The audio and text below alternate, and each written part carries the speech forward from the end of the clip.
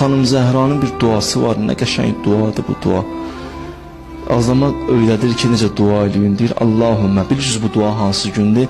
Xanım Zəhra bu duanı cümə axşamları eləyərdi, 4-cü gün. İstəsəz eləyin bu duanı, qəşəng duadır. Deyir, Allahümmə əynə. Allah mənə kömək elə, xanım Zəhra deyir. Niyə, nə istəyirsən? Əla şükrikə. Kömək elə sənə şükr eləyim. Zikrikə. Kömək elə zikr eləyim. Və taatikə.